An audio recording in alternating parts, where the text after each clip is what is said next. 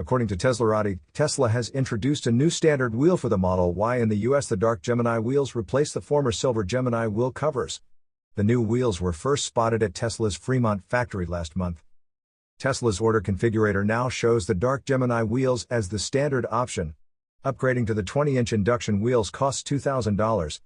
In Canada, the silver Gemini wheels remain standard, but the dark Gemini wheels are available for $513. The dark Gemini wheels are also standard for Tesla's Gigafactory in Shanghai, China.